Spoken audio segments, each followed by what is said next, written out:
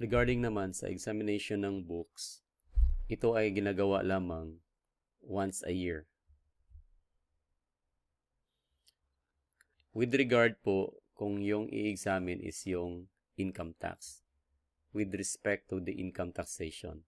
Kasi yung ibang taxes katulad ng VAT, ang VAT kasi ang kanyang filing is every quarter. So ang kanyang final na determination ng tax is every quarter din.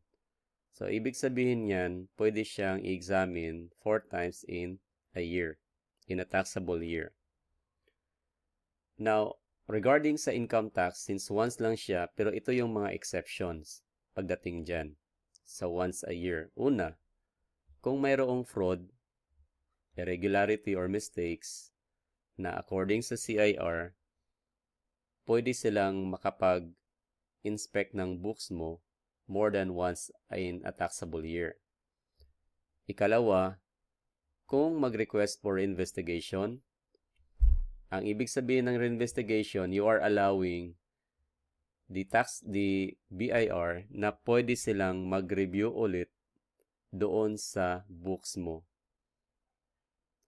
Ikatatlo, verification of compliance with withholding tax laws and regulations. Yan.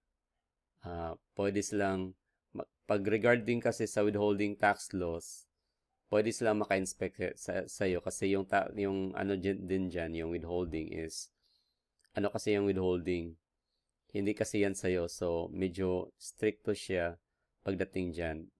They're giving more chances sa part naman ng BIR na pwede silang makapag-inspect more than once in a taxable year. Pagdating naman sa verification ng capital gains tax, ang capital gains tax kasi hindi naman kasi ito regular na filing. So it could be na in a year marami kang sales of real property na subject sa capital gains tax.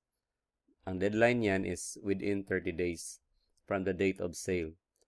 So ngayon, kung marami kang pagkakataon, then if they have a reason to believe na kailangan nila na mag-examine ng libro mo, they can do it more than once in a taxable year.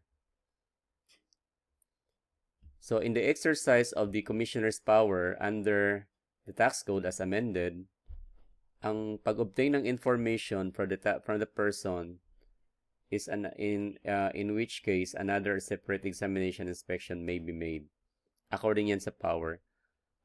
Maybe that particular spectrum or yung scope na yan ay magiging within dito sa mga exceptions na yan. Basta ang unang pinakaunang basihan dito is kung mayroong fraud, irregularity, or mistakes na ginagawa ng taxpayer na na-determine ng commissioner.